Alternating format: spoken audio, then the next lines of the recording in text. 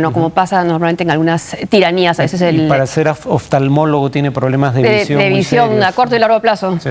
A veces serían los hermanos, a veces serían los hijos, el poder. Pero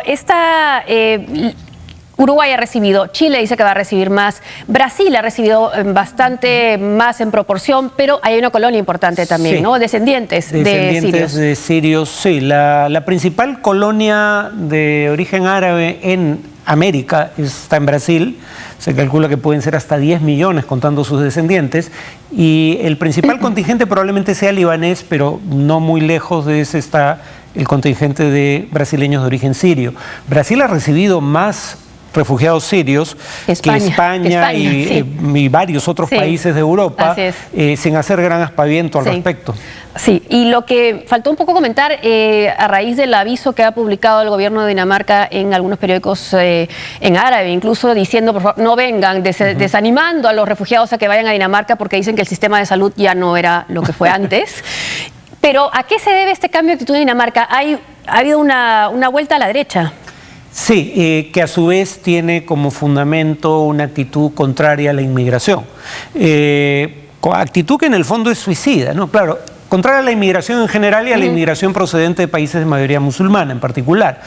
Pero, digamos, inmigración general, ¿no? Y el tema ahí es que cualquier estudio sobre el tema revela que la mayoría de los prejuicios sobre los inmigrantes en Estados Unidos y en Europa son equivocados, y que esos países necesitan a los inmigrantes porque sus sistemas de pensiones, sistemas públicos de pensiones van a colapsar en un plazo, digamos, de 10 a 20 años si es que no aumenta el número de miembros de la población económicamente activa. Por eso Estados Unidos no está en la situación de algunos países europeos, porque tiene una actitud mucho más pragmática en el tema migratorio, pese a Donald Trump. Y ahí estamos los latinos. Sí, claro.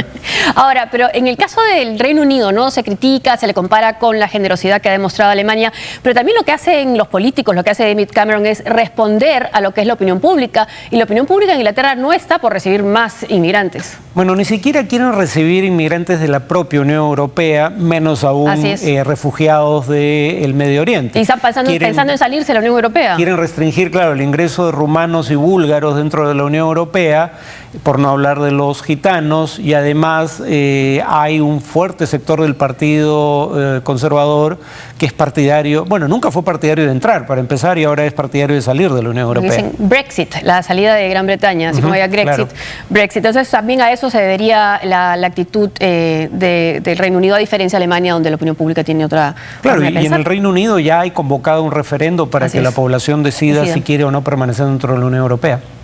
El mundo del fútbol se movilizó para hacer frente a la crisis de inmigrantes que está pasando en Europa. Los clubes más importantes del fútbol europeo tienen previsto donar €1 por cada entrada vendida en sus primeros partidos como local de la Liga de Campeones y la Liga de Europa para ayudar a los refugiados. La Asociación de Clubes Europeos ha informado que sus miembros están de acuerdo en llevar adelante esta acción y donar lo recaudado a organizaciones benéficas encargadas de esta labor. El plan original contempla a los 80 clubes que participan en las fases de grupos de los 2 torneos continentales, pero los otros 140 clubes están también invitados a participar. Bueno, el Bayern Múnich ha dicho que va a dar €1 millón para ayudar a la asimilación y a la integración de los refugiados. Más de 40 aviones turcos atacaron las bases kurdas en el PKK en una operación aérea en Irak. Esto luego de una serie de ataques kurdos contra la policía y soldados de Turquía. 14 policías turcos han muerto tras un ataque con bomba ejecutado por militantes kurdos contra un minibús en la zona de Igdir, cerca de la frontera con Armenia e Irán. Esta es la ofensiva más reciente de una serie de agresiones diarias del Partido de los Trabajadores del Kurdistán, PKK, contra soldados y policías turcos en el oriente del país.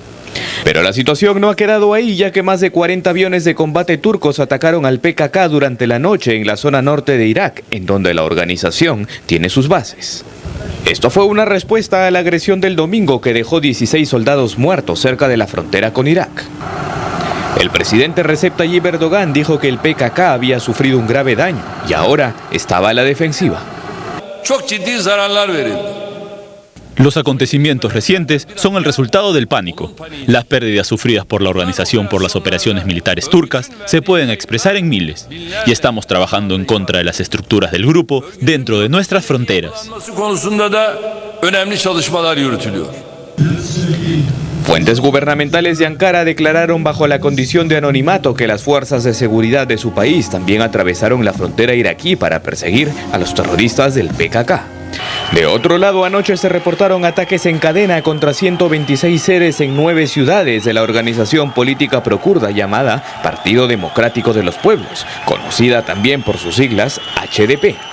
Vale recordar que este grupo fue el que impidió al partido del presidente Recep Tayyip Erdogan ganar la mayoría absoluta. Y Farid, me comentabas que atizar o mantener vivo el conflicto con los kurdos puede ser una estrategia política de Erdogan.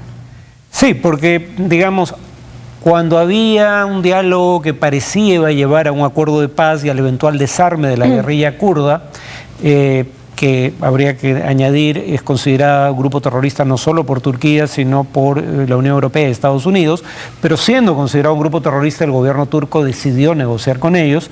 Gracias a eso pudo crearse finalmente un partido kurdo con una capacidad de convocatoria más allá de su propia etnia, y el ingreso por primera vez de un partido de base kurda al Parlamento turco en las últimas elecciones fue lo que impidió que el partido de Erdogan obtuviera la mayoría que le hubiera podido permitir seguir gobernando en solitario, sin aliados.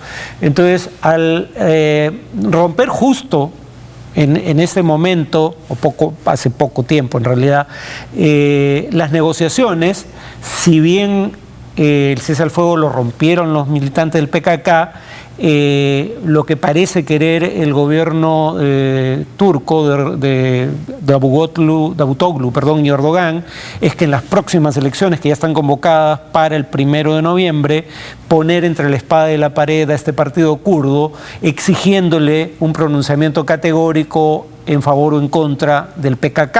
Este partido, mientras el PKK estaba en conversaciones de paz con el gobierno turco, podía tener una actitud de ambigüedad frente a las acciones del PKK, pero ahora eso es imposible.